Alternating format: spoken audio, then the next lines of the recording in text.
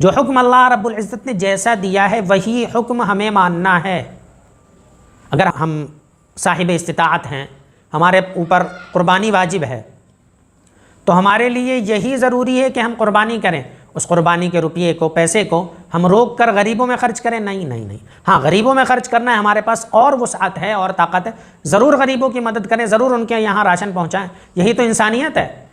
لیکن جو قربانی کا حصہ ہے، جو قربانی کا وجوب ہے، اس میں سے کاٹ کر قربانی نہ کر کے ہم غریبوں کی مدد کریں، نہیں، یہ اسلام نہیں کہتا ہے۔ اسلام کا جیسا جو حکم ہے ہمیں وہی ماننا ہے۔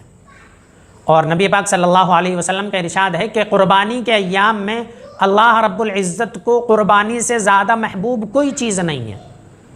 تو اللہ رب العزت ہم سے اس وقت چاہ یہ رہا ہے کہ ہم قربانی کریں، اور کچھ اپنے آپ کو دیندار کہنے والے اور اسلامیات کے اوپر لمبی چوڑی بحث کرنے والے آ کے کہتے ہیں نہیں بھائی، اس کی ضرورت نہیں ہے، آپ کو عبادت کرنی ہے، اللہ رب العزت کو خوش کرنا، تو صدقہ کر دیجئے، اللہ خوش ہو جائے گا۔ اسلام کے کسی چھوٹے سے حکم کے اوپر بھی رائے زنی کرنے کی ہماری اور آپ کی کیا اوقات ہے؟ یہ حکم کہاں سے آیا؟ اللہ رب العزت کے پاس سے، جس کے حکم کو کوئی بدلنے والا نہیں ہے۔ لا تبدیل لکلمات اللہ، اللہ رب العزت کے الفاظ کو، کلمات کو، اس کے احکامات کو، اس کی وحی کو ہم نہیں بدل سکتے ہیں۔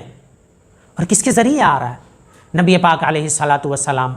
اللہ رب العزت نے نبی پاک علیہ السلام جو نبی آخر الزماں ہیں، ان کے ذریعے یہ سارے احکامات امت محمدیہ تک پہنچائے ہیں۔ اب ہم اس میں رائے زنی کرنے آئے ہیں؟ بھائی ہمیں کوئی اختیار نہیں ہے۔ اللہ رب العزت سے دعا ہے کہ احکامات الہیہ کی ہمیں صحیح سمجھ عطا فرمائے، اور جو لوگ صاحب استطاعت ہیں ان کو قربانی کرنے کی توفیق عطا فرمائے۔